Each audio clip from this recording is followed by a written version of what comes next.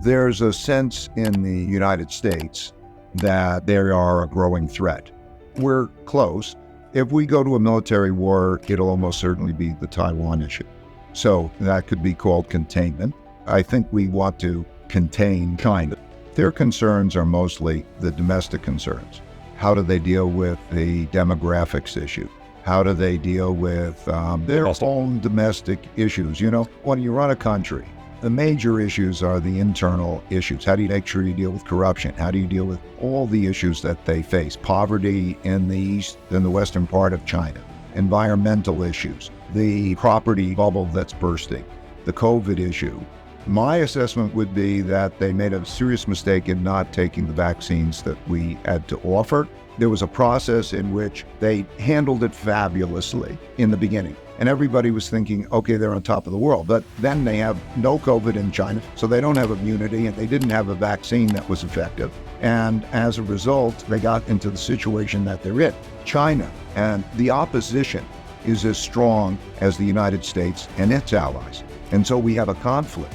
And there are 5 kinds of wars, and they start in this order, just sequentially, typically.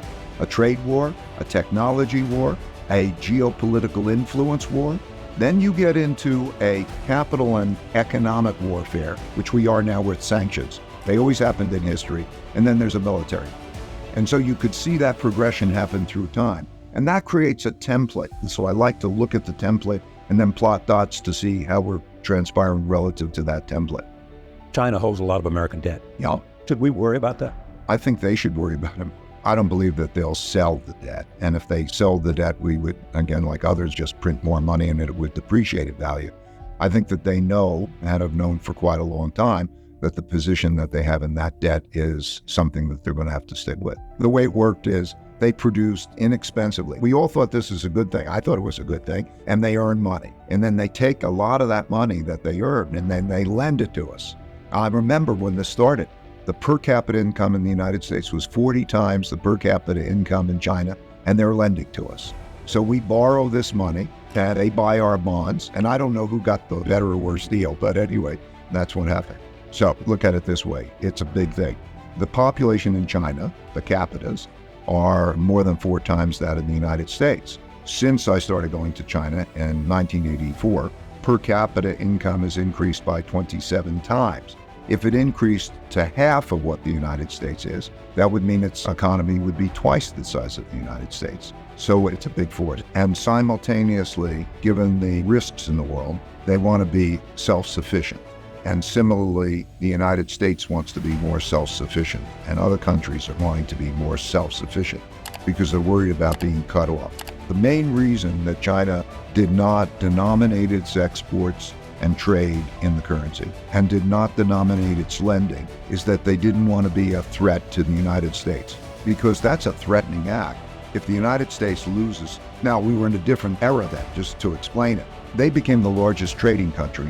In other words, did more trade than any other. They could have operated in their currency.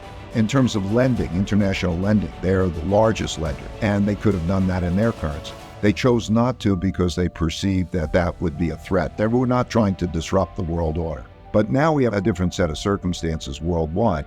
This leadership was the same, of the same mind. And I think is pretty much today, they don't want to disrupt the world order. But they want to be as great as they can be. They want to be as rich and powerful and so on.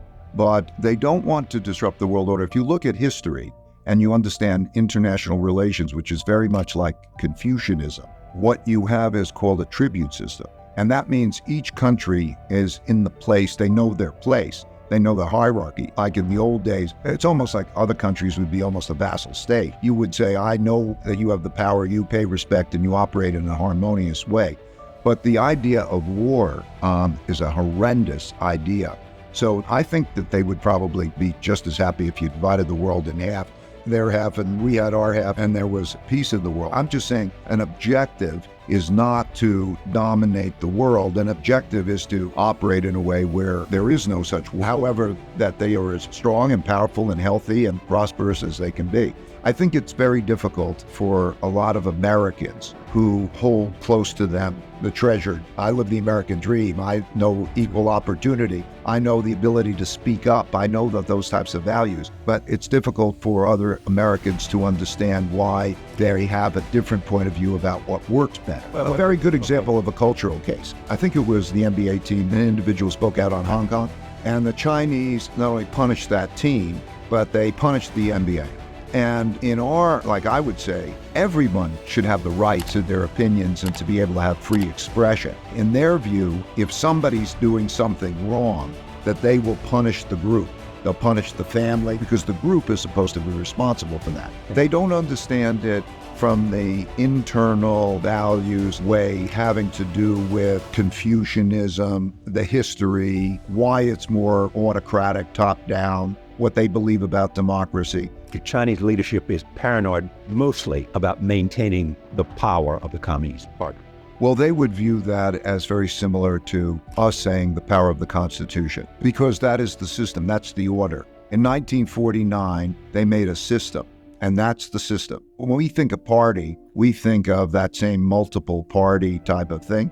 They think of it as very top-down, very hierarchical, and it's like the family. Vice President of China, Wang Qishan, described it to me. He said, it's top-down, Americans are bottom-up. And the question is, by the way, we have this issue, are we fighting for that ideology? These are bigger questions. Are we fighting for a democracy and capitalism? Or do we believe that others can find their own approaches and may the best approach win out? That becomes a big question as we pursue it. So that is their approach. It may not be my approach. They will not give that approach up any more than Americans would give up the Constitution, let's say, or their freedom of speech up. So we just have to understand it's like a religion.